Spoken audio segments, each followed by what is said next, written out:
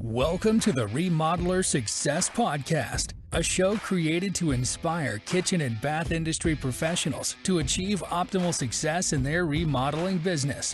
Your host, Dennis Oz, is the author of the book, Remodel Your Digital Marketing, an integrated online marketing guide for kitchen and bath remodelers. He's also the founder of RTA Marketing, a pioneer digital marketing agency for the remodeling industry. On each episode, Dennis will sit down with industry leaders to talk about their processes, the lessons they learned, and how to find success in remodeling. Welcome to the Remodeler Success Podcast, where we speak all about kitchen and bath remodeling. And folks, I'm always hosting really valuable speakers in this podcast. And this time I'm so excited because I'm bringing you one of the top-notch design and build business owners that has years of experience in the field. And I don't want to steal his storm, but I will introduce him in a minute.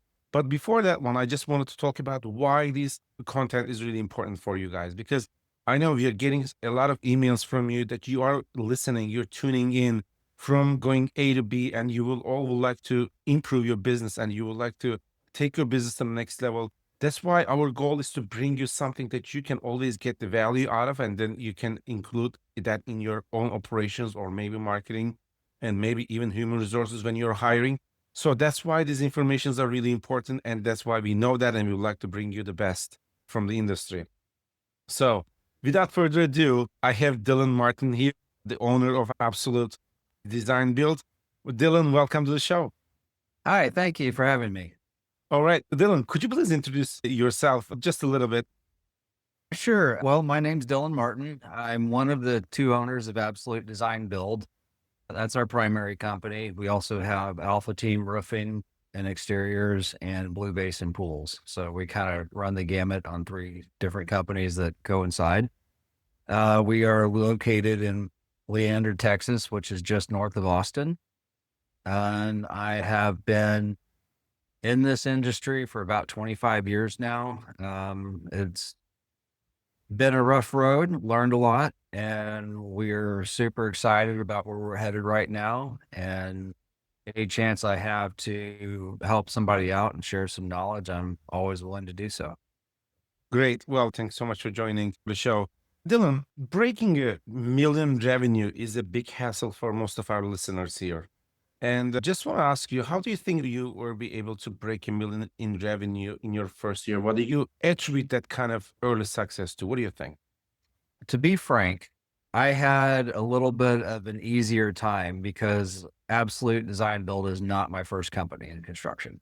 So I had years of hard knocks, lessons learned, and quitting the industry to only come back to it and then take my lessons learned, find the right group of people to put around me, and then say, okay, here's what didn't work. Here's what worked. Let's build this from the ground up and make it successful with the right foundation. And then with that, we were able to put a lot of practices in place and shook a lot of hands and really got going. So yes, we started that was March of 21, and we did 1.2 million in that 9 months. So that's not saying that it was a ringer. Like, we had to do the hard work to get there, but with the lessons learned, I think anybody could do it. Great. Thanks so much. I'll just go back to these early stages. I have a couple of more questions about that. Since you have built this with your partners, but you're one of the biggest part of building this Absolute Design Build company from the ground up, and some key strategies I would like to learn that you use early stages. Maybe it would be different from now, but I just wanted to focus on the early stages because you are talking to the luxury market. And what is key strategies? Can you talk about them a little bit? So a lot of people, I was that person the first time that jumped into remodeling because I didn't know what else to do. I needed to eat and make money, and I was good at building things. Basically, I would come from a lineage of builders, and so it was natural to fall back into after my time in the military. And I messed it up really bad as a business owner and learned a lot. So point being is, fast forward to starting over again with Absolute Design Build. I had to go through the basic questions that everybody usually wants to speed through. What is your why? Why are you doing this? What is your purpose? Like, what value are you trying to bring people? Are you doing this for the right reasons?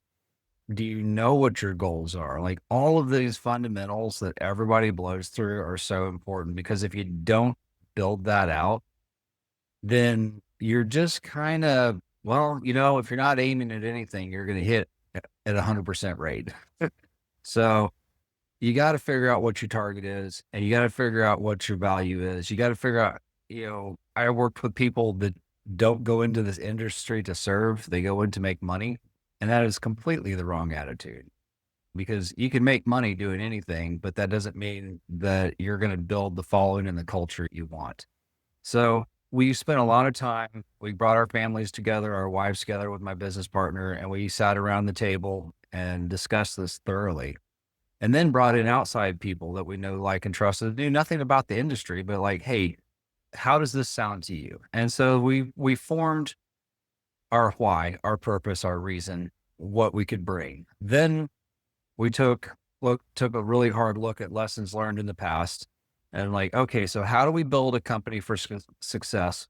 What do we need to do to make it have a solid foundation? So we can have all the right intent in the world and want to do good for people, but then if we don't have a solid business plan, then it's still going to collapse, because you're managing money. You're basically a steward of somebody else's money. And if you don't treat that money like it's somebody else's money and you're the steward of it, then bad things are going to happen and you're going to fail. So we looked at lessons learned in the past and said, okay, what do we need to do here? And not only what do we need to do, but who do we need to do it? And then how do we vet that person to make sure that they're actually doing it? Because those are some of the hard lessons we'd learned in the past. So we spent a lot of time looking for a bookkeeper, lots of time. And we ended up going with a bookkeeping firm that specializes in construction, because, well, we're in construction. I want somebody that knows my industry inside and out. They are a firm, meaning they have multiple people. It's not somebody just, oh, I can do your books after hours and on weekends, and it's not a problem, and I'll charge you very little. That is a mistake. Been down that road multiple times. So we found a very legitimate firm, interviewed them multiple times, and it wasn't cheap. But so far, that's been one of my best decisions I've made. They're actually called My Staff, Your Staff, and they are out of Pflugerville, Texas. Fran and Lorena and the rest of their team have been absolutely amazing, worth every penny. So to complement that, you need a good CPA, because this is the unfun part of running a business. And so the CPA should be able to advise you on your taxes, your write-offs, work with the bookkeeper so y'all could be on the same page. And it has to work in tandem as a team. So the point is, we had to decide the best way to manage other people's money so we didn't get ourselves into trouble. And that was spot number one. So once we did that, then we had to decide how we wanted to manage somebody's projects. And this is all before we started talking about selling and all the fun stuff. Like, this is, how do we manage somebody's project? So we went through the very basic steps of putting a large whiteboard on the wall. It's still right here. And throughout our flow charts, and mapped out how the process is going to go, and then who's running it, and how the flow of materials are going to happen. And we documented our processes. It's pretty straightforward. Everybody blows through it. But if you do an actual flow chart, you find little hiccups that you need to iron out. And we found a few little hiccups. I had already been in the field for 20 years, and my partner at that time had been in for 15. So it's really easy to say, oh, we know how to do that. It's not a problem. Well, we found problems, especially with two different people.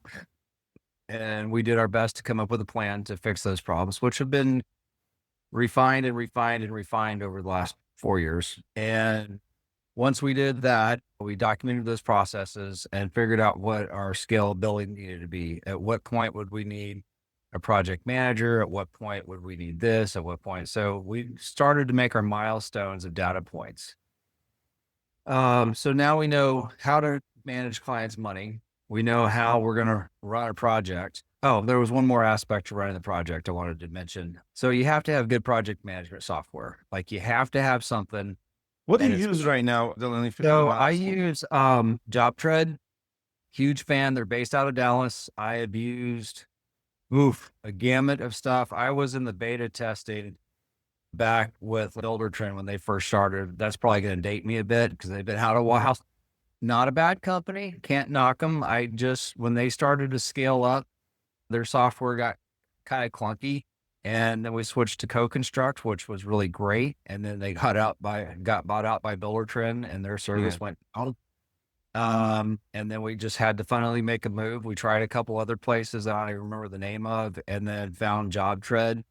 And JobTread ties into our QuickBooks, which ties directly into our accounting, which ties into Bill.com. And it's made, and it ties into our CRM that we use now, Go High Level. Big fan. And so it's all relatively seamless. Yes, there's a big learning curve, but now we know how to manage the sales coming in, the process of the projects, the management of the projects, and keeping our clients informed every step of the way. So back to now we know how to run the job. And those were the two biggest things. And then that kind of ties into managing the client's money, back to money in, let it flow through the accountants, let it flow through the project management software, and then into, completing a good project. I have more questions about, especially for the sales process, because we have also sometimes long sales cycle. How do you structure your sales? I know it's a process, and can you just give us a little bit of more information about the first meeting to the signed contract? Yeah. So I've developed our sales process over a lifetime. And I'm going to tell you the first thing you got to do before you even consider your sales process is you got to figure out back to your basics of why. What is your niche? Everybody's like, oh, I'll do anything. I need money. But the reality is people can smell that. And a lot of times when you're like that, they don't hire you because they're like, is this guy really good at this? Or is he just trying to sell me on because he needs work? So you got to focus. Our focus really was higher end renovations, larger scale. Like to us, a master bathroom remodel or a kitchen remodel is a very small project. Some people, I remember when I first started out and I was like, oh my God, a kitchen, this is going to be scary. Like, oh my God. And now it's like, it's just a kitchen. So no big deal. So let's say you've got your niche figured out. Our biggest seller is whole house renovation with or without addition. Our low end ticket price average is 250,000, and our high average has been about 750. And we're running about a 400 to 500 median. Always want to up that because if you want to do 10 million a year, just sell 10 $1 million jobs, like easy math. So we're actually striving to that and then bumping to 20. So start at the beginning. Either a phone call comes in, email call comes in, somehow somebody's contacted you, text, Facebook, like all the things. The first thing I do is obviously respond back as fast as possible and try to get them on the phone. Because somebody doesn't want to talk to me on the phone, then they're not going to be worth my time. Absolutely not worth my time. Because if I can get them on the phone, then I can get the information I don't have. What's your full name? What's your address? What's your email? Maybe what's your phone number if they didn't give it to me or the correct one. There's a bunch of weird stuff that happens. But then I can learn about their project. And at that point, I can start asking questions like, what is your time frame of this? Are you just starting? Is this an emergency? Are you looking for something higher end luxury? Is this your rental property? And so that way I can gauge, do they fit my niche? And then I can start asking probing questions to gauge if they fit where we're going to be. We're not cheap. We're not uber expensive. Some of our competitors charge a lot more than we do, but there's a lot of guys that charge way less. We're what I like to call a supported firm because we have project managers, we have an office manager, we have systems in place and whatnot. But we're a smaller firm because we're just under 5 million a year right now. But then some of the people I aspire to grow to are, 20 million. They've got large firms and more people on staff and they charge a higher premium. So we're kind of in that mix right now. But so once I get them on the phone and if I feel like it's worth looking at, then I'll schedule an appointment And this is where I think I'm going to start answering your question. So show up to the appointment. I listen. I listen. If I see something that they're telling me, because they're telling me what they like, what they don't like, I just want to listen. If I have a good idea, I might inject something. If I hear something that sounds completely ridiculous, I'll say something. The part of what I'm doing is pretty sure that they're going to be talking to competitors. So I want to come across as intelligent and expert in my field. So I want to raise that bar for the next guy so high that I'm literally leaving a minefield for them to trip in. Okay. So I want to give good, solid information, very factual, and things that are inspiring to the client. And, if there's an answer I can't answer at the moment, I can say, well, that's a great question. This is what I need to do to research this, but I can get you this answer.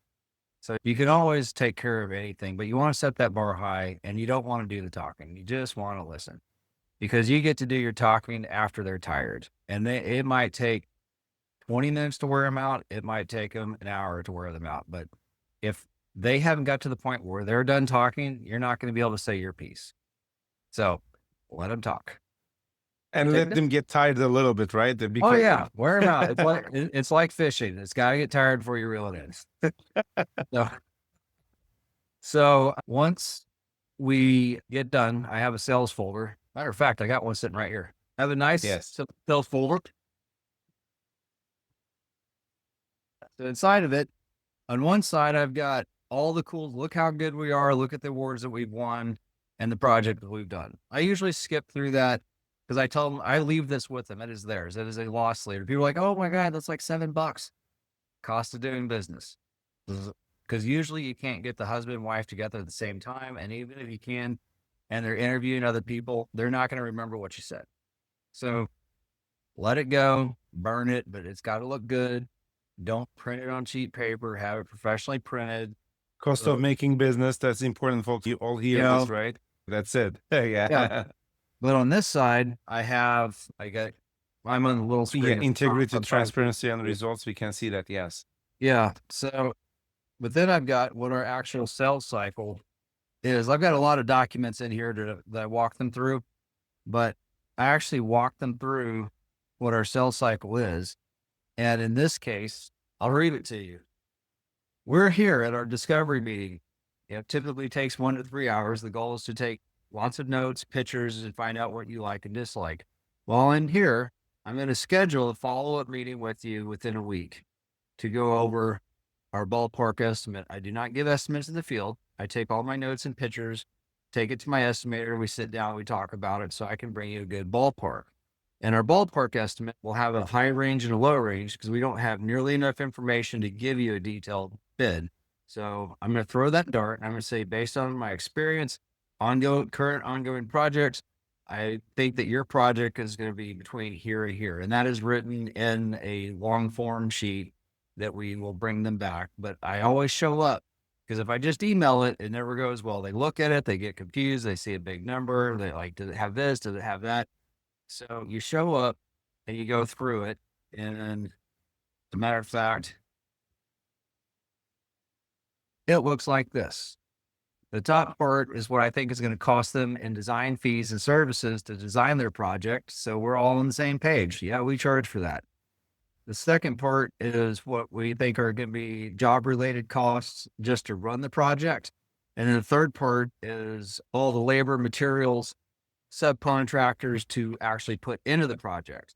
So we run pretty transparent. So everybody's got the internet these days. Everybody's getting bids. I just tell them what our markup is. If I get 30% off on tile, they get 30% off on tile, but I'm putting my markup on it.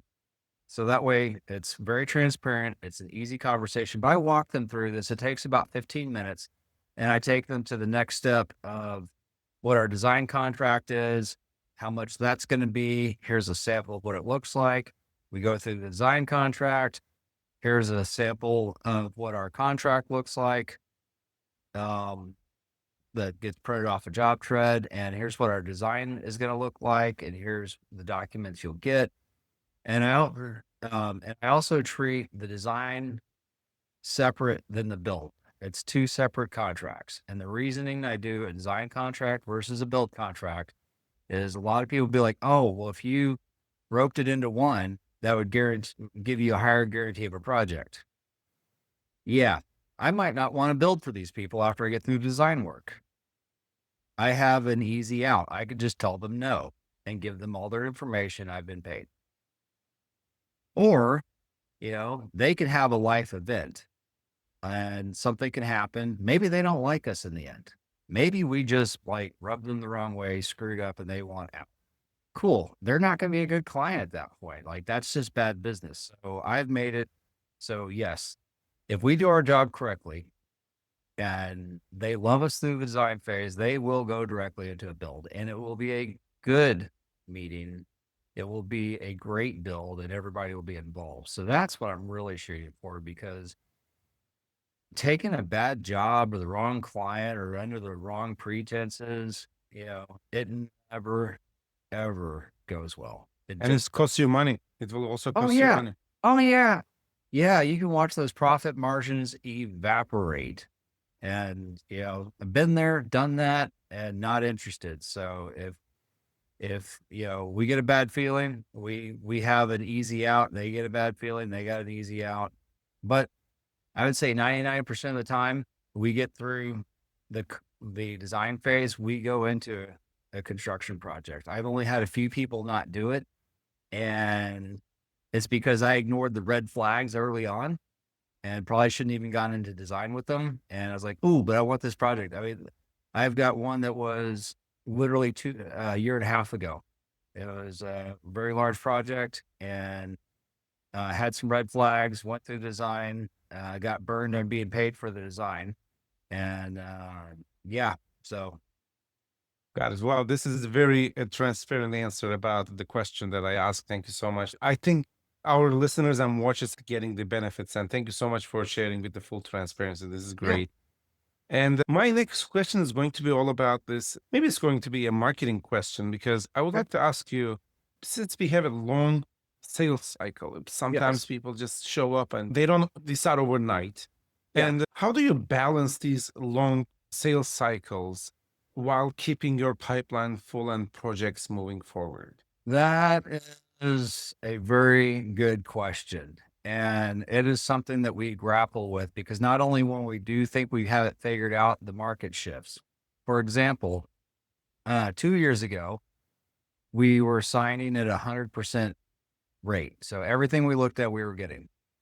And we had exponential growth. That was year 2, which jumped us up to a closeout. Our cash flow was $2.3 million. And we had $1 million worth of contract revenue carry into the following year. And we're like, oh, we're good.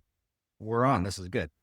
And then, well, we had money in the bank. Life was good. So I got a little lax and thought that this would be a fine business model and that would be good. And of course, I left the caveat, as long as the market holds.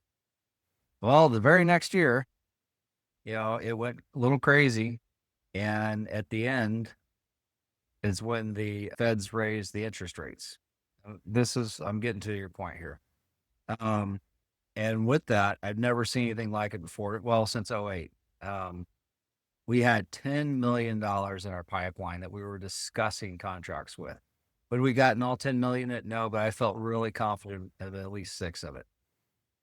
They all held when the interest rate shot up. 0% came out of that. So we started the next year with $1 million carryover and no new contracts. And we're like, oh my God, what are we going to do?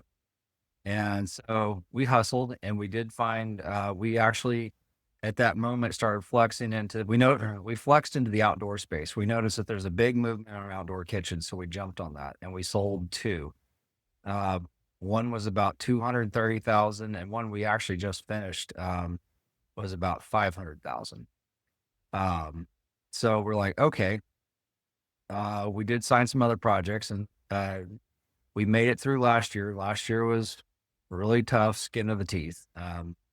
We did, to put the math in, a good present form, So we did 2.3 million the year before, and life was good. We paid out bonuses to everybody, and we had cash in the bank, and we had our infrastructure right where I wanted it.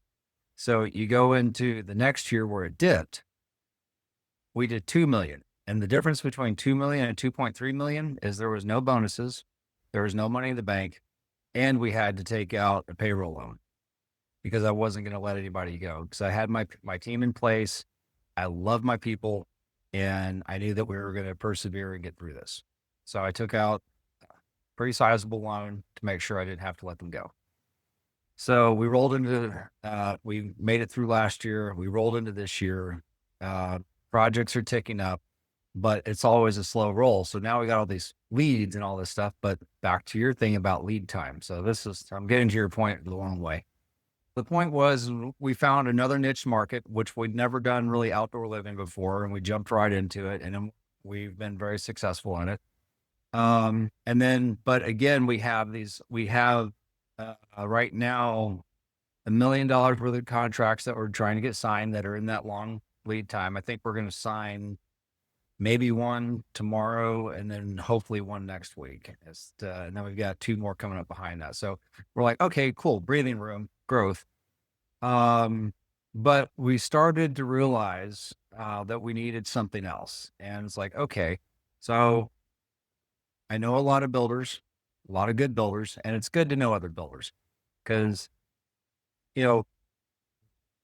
it's industry. You could be friends. There's enough work. You can learn from other people and bigger builders. And so I heard rumor and talked to another group that they started doing small projects. I was like, ugh, small projects? I'm past small projects. I don't want to do small projects. And then there's the ego. Got to put that in check. So luckily, I hired a new project manager who had his own business, had a bad partnership. It went under. We've known the guy for years, good dude. So he's like, I need a job. I was like, well, I can't hire you as a project manager yet, but I can sure hire you for your talent and pay you by the hour. He's like, I'm in. So we brought it in, and he came to me and said, why aren't we doing small projects? I was like, I'm not interested in them. He's like, well, we need the money. I was like, well, you're not wrong. But I'd heard that this other company was doing small projects. I was like, okay, John, you're a smart guy. You've brought this to me. It's the second time I've heard. It's like God's trying to tell me something. So tell me what your thoughts are. He's like, well, we can't do a small project with the same model that we have for the big projects. It costs too much because we've lost tons of small projects because with our layers of project management and all this stuff, it's super expensive.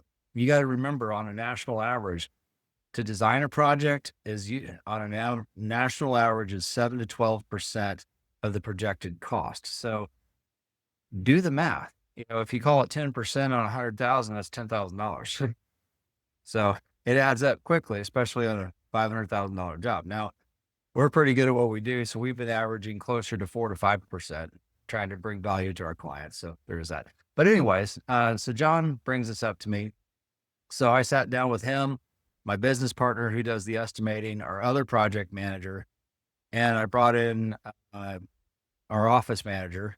And I said, okay, how do we do this in such a way that we can be profitable, but also lower our cost for these small projects? Because if somebody just needs flooring and paint and this and that, they don't need all this other stuff.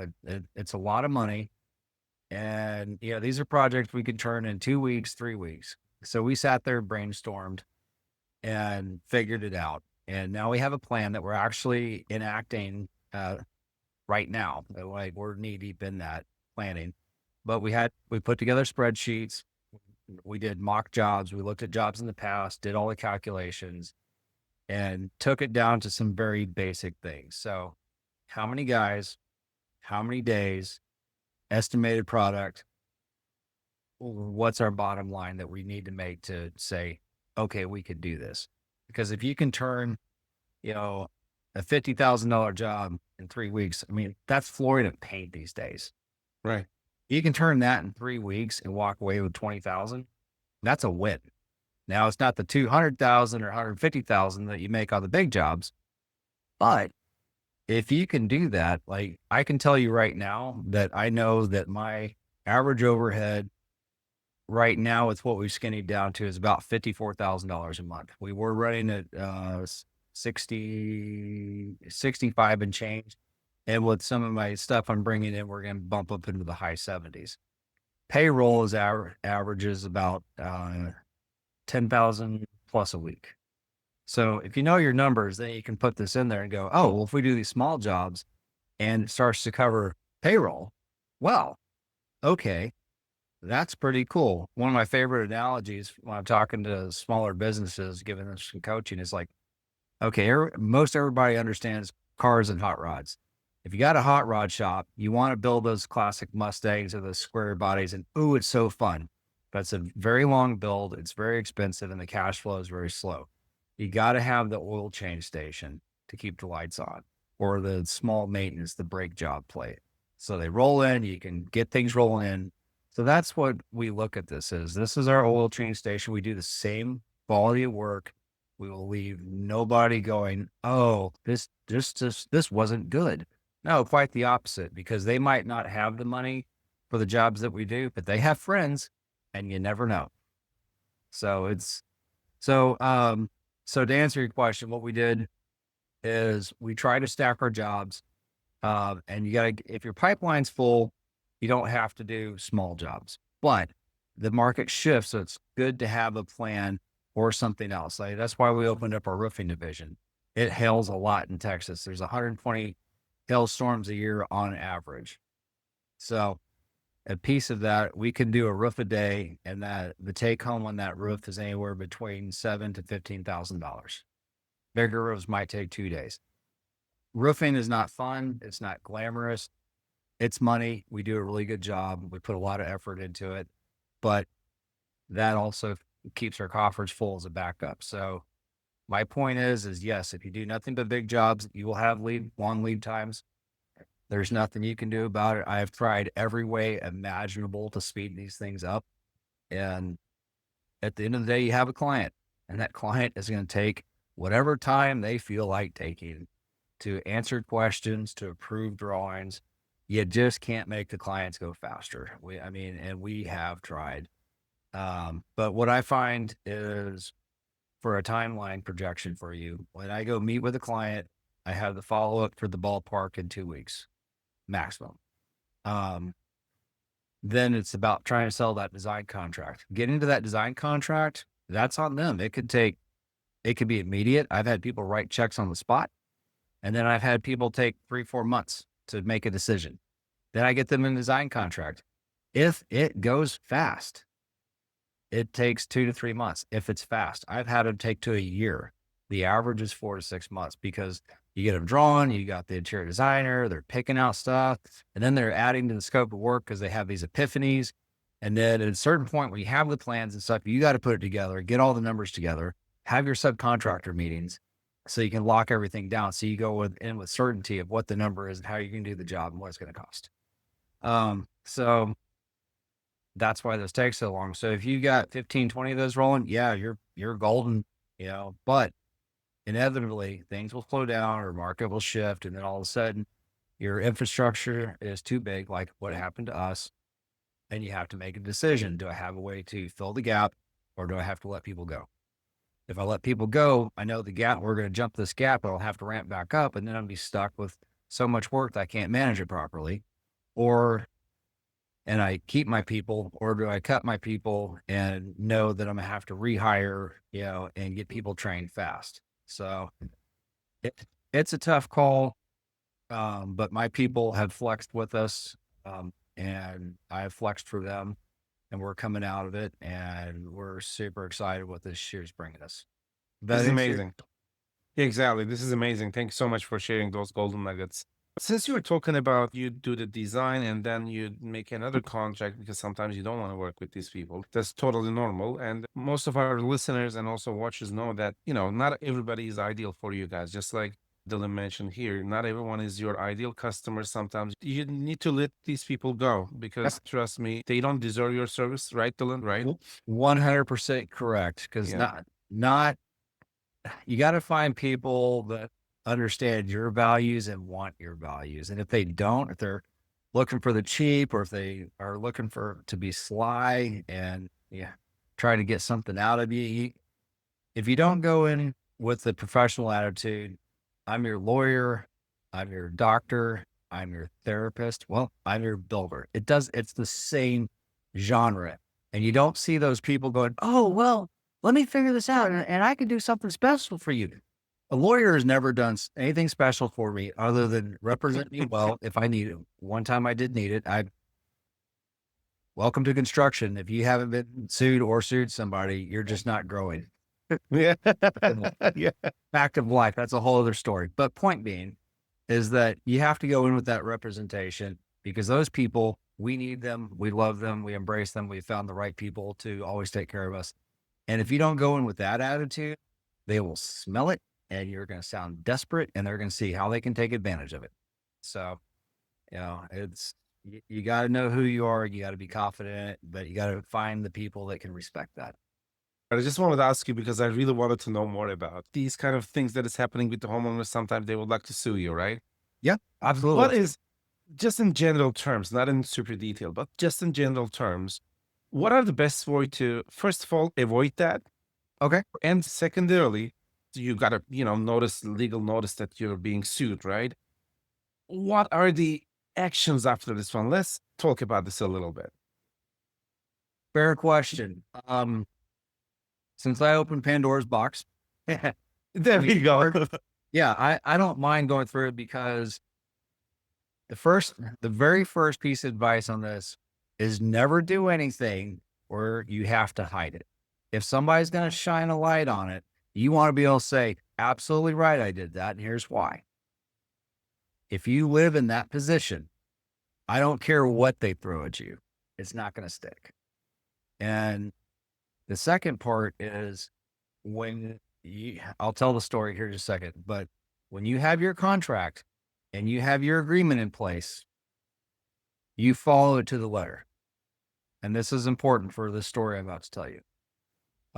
You follow it to the letter, you don't deviate. I don't care how nice they are or how good they seem. You follow it to the letter, even if it's inconvenient. Here's why. So a number of years ago, this was so this is before Absolute started. This was, at a certain point, I had grown a company. It didn't go well. I didn't know how to hire correctly. I didn't know how to vet a partner, and it ended badly. I learned a lot, and hence my early startup statement. But anyways, so we landed our first really big project. It was, on paper to start with, it started at about $230,000. And by the time we got through design and working with everybody to get it figured out, he had hired his own designer. He had hired his own architect. I was just the builder. It was projected to be at about $425, $450. I was like, ooh, this was a really big job for us. I was super excited. The guy seemed really nice. He was actually fairly well known in Austin. And we did the job, and it was a lake house, and it was a whole house renovation. Every room was touched. Like, it was a pretty massive transformation. And then when we were done, so at the time, I've run a lot of cost plus projects. Cost plus, you have to keep track of everything. I'm a fan. People want to see, fine, but you got to have a rule. That's a whole other conversation. So we got done with the project, and part of doing a cost plus is you audit the books when you're done. You have to, because it's all receipt based. And out of $425,000 ish, we found a discrepancy in his favor. At a certain point, we had a lot of glass work done. So we had this cantilevered balcony off the back, and the railing was all glass panel. And in the midst of that, we hired one company to do the glass panel, and then had a problem and didn't go through with them. And we hired another company. Where the discrepancy came from is we had invoiced the client for it, because we needed a deposit. And Then we hired the new company and we got a new deposit request. So that got paid also. So we found this and we wrote him a check immediately. It was like $3,000 or $3,200. I figured it out at $450,000 and we find that in an audit. Figured we did pretty good. So we wrote him the check and we audited the books and he just picked apart everything. And so I was like, fine, that's your prerogative. It was very tedious. And then he called for another audit. Okay. So we didn't find anything.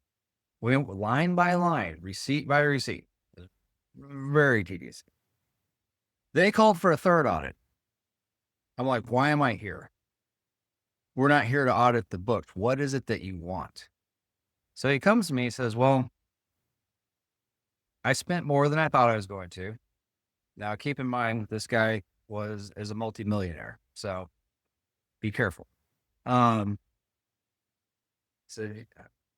I let you put the house on the home tour. It got written up in the American Statement, 1 of 3. He said it showed really well and you're going to get a lot of work off this. I think you should give me a discount. It's like, no, it's not how this works. Well, I only want 10% off. Think about it. 10% of 450,000. You think I could really afford that? My profit margin is not even 10%. So I told him no. So about 3 weeks later, I get served. I was like, you gotta be kidding me. The guy's suing me. And I couldn't figure out what grounds he's suing me on because it's like, okay, he paid me in full. We did all these things. I've done the work. Like, there's nothing there. What is this guy suing me for? So I hired a lawyer and we got the paperwork and we did our document request. And what he was doing is he was trying to leverage me. He figured he's a millionaire and I'm not. If he threatens me with a lawsuit, I'll cave to the 10%, right? That was pretty much the name of the game. The ammunition I gave him, and this is the important piece, the ammunition I gave him is there was one point in the midst of the project where we were framing and I had the framers there and I was standing there and his designer shows up and says, oh, instead of making that a solid wall above the door, I want to add a window. Okay. I was like, oh, geez, like we're finishing this area that day. So I call him up. I was like, hey, like I got the framers here. Your designer's here. She says she wants the window where we calls for a wall. I said, look, I could either send everybody home, work up a change order and bring them back. It's going to be 3 times the cost because the starts and stops and whatnot. Or I could simply just tell you, dude, I'll do it for $500 and I'll get you the paperwork. But if you give me your approval, I can do it right now. He's like, yeah, do it. There was the ammunition. My contract specifically states that no work shall be done unless it is written and signed. So he sued me for doing my contract out of order, even though the money was right and the paperwork caught up. And he gave me verbal approval because it says that we do not accept verbal approvals. So I did the guy a solid and he sued me over because he felt that he would deserve a 10% discount. So that is the moral of that story is when you set your guidelines, you do not deviate. The guy was a good looking dude, nice as could be, shiny teeth, always a smile, was a snake. So don't trust anybody. These people are not your friends. My lawyer is not my friend. My doctor is really not, well, one of them is, but for the most part, they're not. So Okay. you keep it professional is the point. Like your acquaintances, you're professionally whatever, but it's really easy to build that friend relationship with a client. It's all business. You can be friends later. It's business and you have to follow it to the letter. Like that was one of my first big screw ups. We did end up getting out of it, but it cost me closing down my business and doing some legal strategies that were a little unorthodox. He ended up with a large legal bill and I ended up with a different company and not out any money. So that's the summary of that one. So the takeaway, you follow your own contract. If it's inconvenient, doesn't matter. You follow it. Or if not, you'll end up in a bad spot. By the way, do you still believe, Dylan, being sued in our industry is still you cannot avoid being sued or Do you believe there will be two types? It's been sued and will be sued, or what do you think? Is that so like something that is Yeah, quite the common? best you can do is what we call risk mitigation. And you do risk mitigation by being transparent as possible, delivering on what you say and following your contract, and ensuring that your subs are also of your value system and you have all your subcontracts in place. Because if you open the door to be sued, you're going to probably get sued. But if you do everything and do your best due diligence, the risk of getting sued goes way down. I had one client, really big job, lots of red flags, ignored them. And they have threatened to sue me at one point, but there's nothing there. It's going to be another one of those. So back to following your own processes and not following my best advice. Took on a project, lots of red flags, wanted the project. Sound familiar? I've done this a couple of times. I'm a slow learner. So when I tell you something, trust me, I've learned it the hard way a couple of times. The problem was that they were nice people. Again, nice people, very well off, wanted a super high-end project. And then they fired the first designer. They fired the second designer. Eventually burned out the third designer, excuse me. Didn't like the building designer I brought in. So the first one was interior designers. The building designer, who I've worked with for decades, who is absolutely amazing, Cami Clear with 5-star design in Austin. Yeah, they didn't like her either. So here's all these people I know, like, and trust, and done multiple good projects with, that they're like, me. Okay. So we finally get a design, and it should have been a 9-month project. 3 years, because they kept changing stuff and adding stuff, and then wouldn't make a decision on stuff. And I've tried very hard to stick to our processes. And then finally, what brought it to a head is they had this $10,000 jacuzzi tub, and it started to leak. I said, well, you need to warranty this. I said, I'm not going to warranty that. I didn't build it. It says right here in the contract, manufacturer's warranty. It's out of warranty. You've been using it for a year. Well, you're not done with the project. I said, and that's not by my fault. Would you like to see all the emails, all the unsigned change orders, all the changes that you've requested, and then I get it together, then it goes 4 months unanswered? Like, that is not on me. Like, I'm not even paying attention to your project right now because I don't know what you're doing with it. Like, so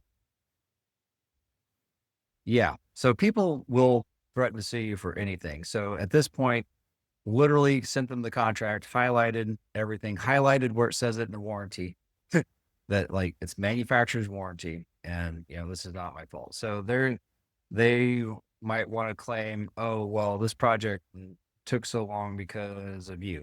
Okay, great. I've got 50 witnesses that say otherwise. I've got all the emails, records, our job logs, unsigned change orders. The list goes on and on and on. Like, how about you just hire somebody else to finish it? Like, that's the most prudent thing. So point being on this one is you could try to do everything right, and somebody could still just decide that they're mad. And if they've got money, that means they've got some power, which means that they can sue you. And then, like, what are you gonna do? I could not mitigate this any other way. This project, I actually went through 3 project managers on because they all burned out. And I had to put them on something else. So, yeah, I mean, do I think the people are bad people? No, I don't think they're bad people, but I don't think that there's a full understanding of this. I think that they've got other bigger things in life, and this is not a big thing to them. And so it doesn't get focused on. And, but they get upset. Well, I have an attorney. Okay, well, great. So do I. Like, let's not waste our money here. Yeah, it's almost done. This is silly. So, but yeah, so people can sue over anything. Follow your instincts. I should have walked away from this job in the beginning. I didn't. And so I get to deal with it because I decided. And so, yes, follow your instincts, follow your instincts, follow your instincts. If it's a bad job, I don't care how badly you need the money, walk away. it's going to cost you in the long run. It has cost us well more than what we've made on it. So in that vein, you want to be prepared in advance. So yes, good contracts, follow the contracts, have subcontractor agreements in place, make sure you've got really good insurance, find an attorney that you like, get to know them, meet them at BNI, wherever you do your networking, just, business partners, just have a relationship. I'm not saying you're going to need them. And I'm not saying you need to pay a retainer. I'm just saying that have somebody you already know, like, and trust that you can call on someday. Matter of fact, build a relationship with him. He's probably got friends that need your services. Go drink a beer with him, go play a round of golf, shoot some guns, whatever it is you do. Have that relationship. And then that way, when you do need him, it's like, hey, bro, this just went sideways on me. I need some help. But then you've got the relationship established. It's good to have friends in the right places.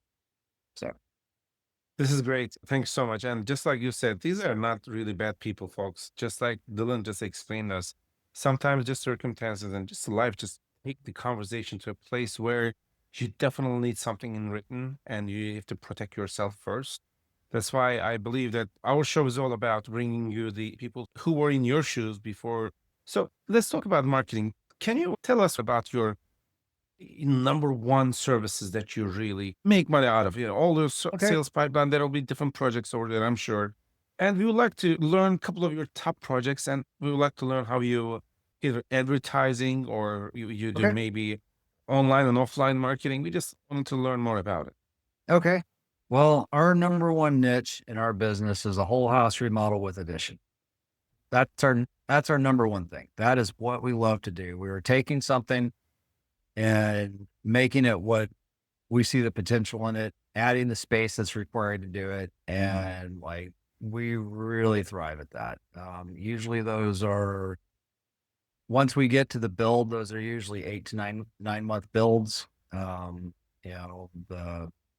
The margins are really good and they keep us busy.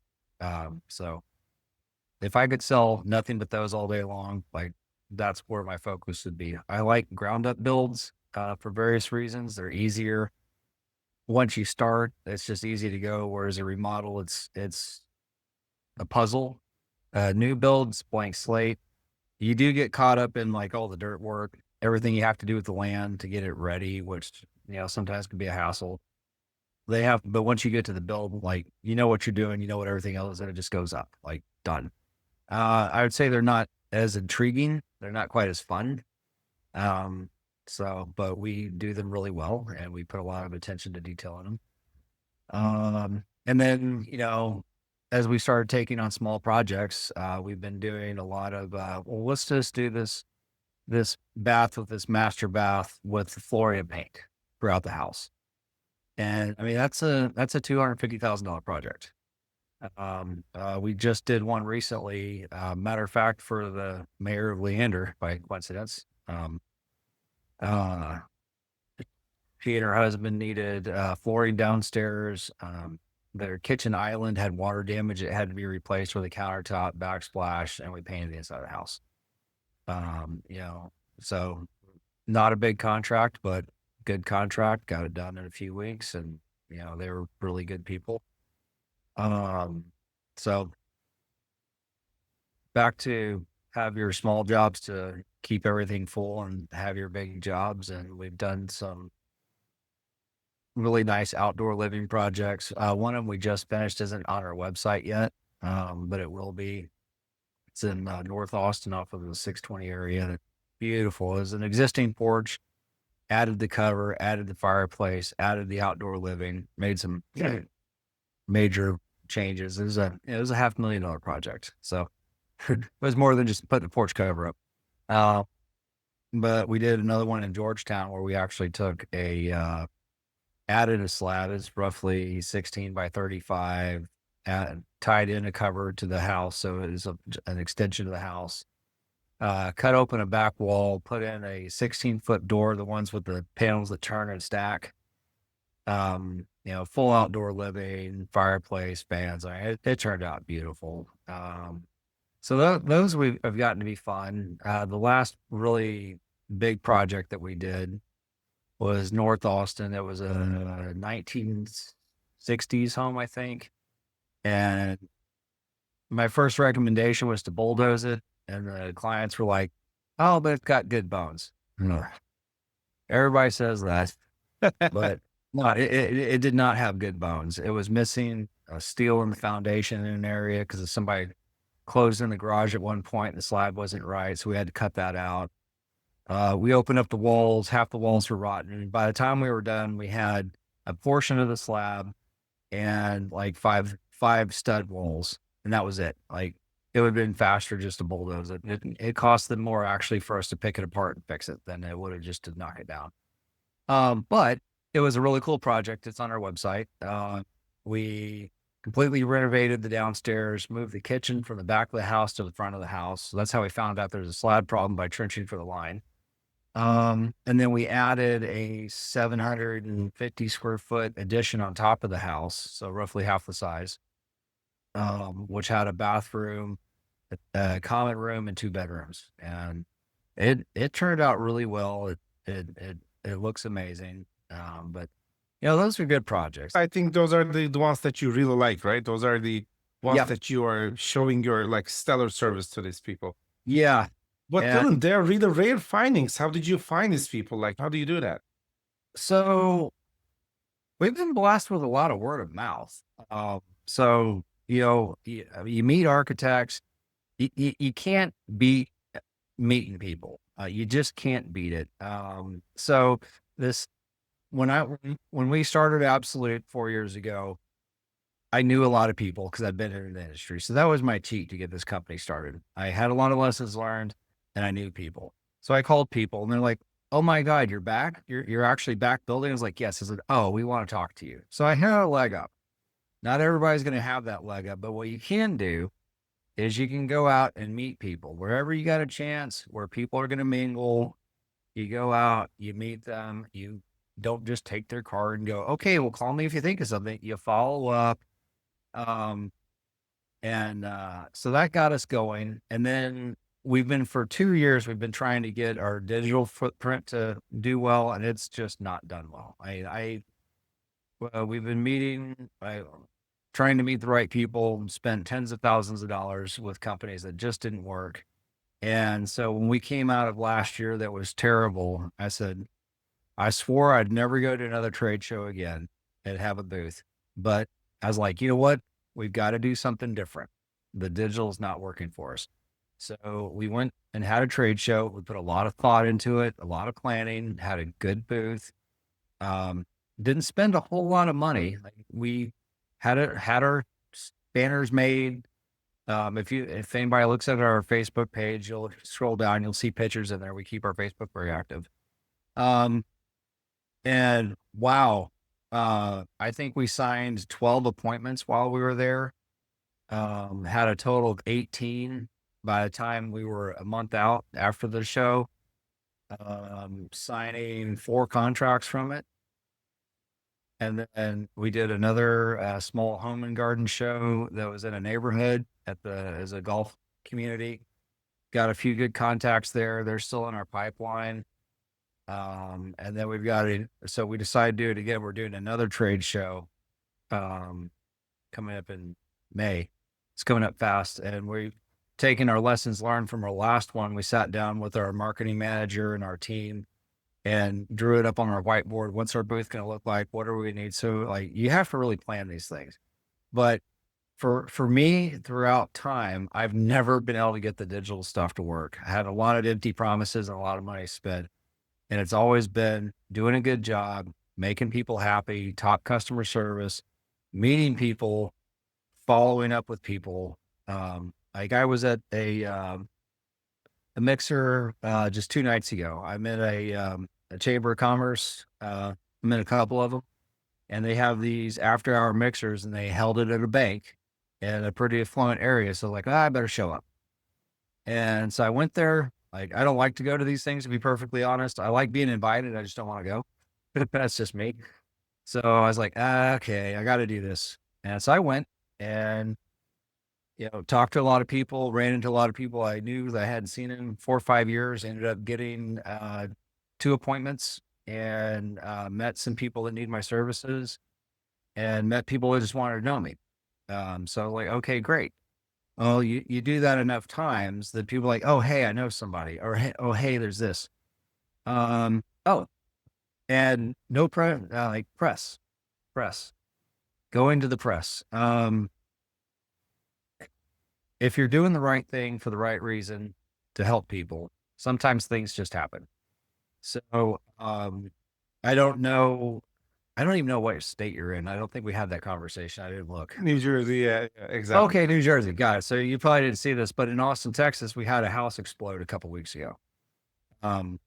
And the relationship I have with one of my doctors who became one of my friends, calls me up, and so this house explodes, and it was a very large, violent explosion. Like, it damaged all the surrounding houses. And, one of his acquaintances lived next door. So he's like, hey, I want to put you in touch with so-and-so. I'm giving her your number so she chooses to call, but this is what happened. And so I call her up, or she calls me, and I go down there, look at the house. I was like, oof, this is pretty bad. It was the day after the explosion. She was a neighbor, and the blast was so bad that we're probably going to have to bulldoze her house. Like, it broke her house. Hey, you look at it at first, it's still standing, but when you start picking it apart, like, it's very damaged. But while we were there, neighbors started coming up and going, we don't know what to do. We don't know what to do. I was like, okay, like, you have an engineer look at your house. Here's the one that we use. Call him. He can come at least figure out if you have structural issues. So this wasn't really about us. This was just helping people. Well, it just so happens that the news station was there. And they're like, hey, can we do an interview? I was like, sure. Okay. And so they interviewed us, and it aired that night. And much like you, they said, well, tell us what you found out. Tell us what you think, and what's your best advice to give everybody. So I got to the advice. I said, okay, first you need to call your insurance company, get the claim started. Then you need to call your attorney, because somebody's house blew up and damaged your house. So this could be easy or this could be hard. You might as well start having a conversation with your attorney, because the insurance companies are no good and they like to play games and not pay people. So let's short circuit that. And then I said, call your builder. If you got a guy that you like, that you've worked with before, get him over here because you need it. If you don't have one, feel free to call me. And out of that, we got a couple phone calls, and that was just happenstance. So we went there to help somebody. We ended up serving the neighbors, stumbled into the news crew, offered to serve these people, and we might have up to 3 contracts off of it. So coincidentally, we also, the newspaper showed up and they put us in an article, mislabeled us as home inspectors. We are not certified home inspectors. Never said we were. So just food for thought. If there's an event going on and you know that there's going to be news crews, don't go out there and be the, trying to think of the polite word to say for what I'm thinking. That guy that goes on and makes it all about you, don't make it about you, because it's not about you. It's about you serving people. If you're like, hey, yeah, this is who we are, and this is who we like to serve. If you're in need, give us a call. Keep it simple. And they will call. So nobody likes the used car salesman. Did that answer your question? Yes. Yeah. Thanks so much, Dylan. That was a great episode. I'm sure the listeners and watchers, they all enjoyed every information that you shared, Dylan. Thank you so much. If someone has some sort of a question or something like that, we just wanted to give a contact information at the end, not like a personal information, because just remember, this one is going to be distributed to 15,000 people. You don't want to get the phone call the next day. But what is the best way to contact you? Too late for that. I've used my personal cell phone number for my marketing since 2000. It's never changed. So I'm out there. If you put out my phone number, that's fine. There's always email. If they look on our website, we actually did get some alternative phone numbers put on our website. Yeah, please use that one, folks, because that phone number is for new business. If it's a phone call, I would rather schedule it so I actually have the time to talk to you. and not because I don't like to blow anybody off. Just I'm really busy.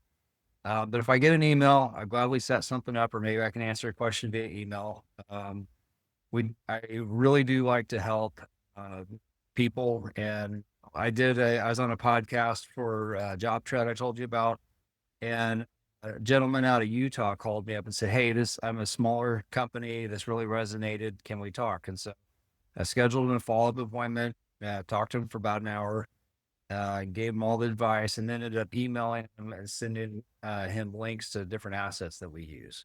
And never heard back. So he either took it or he didn't. I can't vouch for that, but I gave him everything we got. So I gladly do that for other people. World-class people share. This is what we always say here, folks. And that's why, Dylan, thanks so much for joining us today and sharing all these golden nuggets and wisdom. It's been really great having you and hearing all your insights. That was amazing. To our listeners, I'm sure that you're enjoying our episodes. And what we learn, people like Dylan, is world-class people share. So if you would like to do something for the community, please share what you learned, just like Dylan did for us today, because sharing is caring. Just make sure that you are sharing all the hassles and the mistakes that you made in the past and all scars on your face and everything. We will keep bringing you this kind of quality content in the next episode. And just wanted to thank you, Dylan, one more time for joining us today. And everyone, see you next time. Goodbye.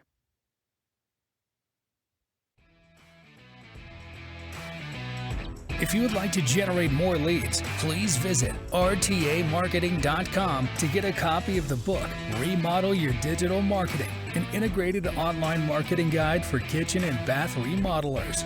This has been another episode of the Remodeler Success Podcast. Thanks for listening.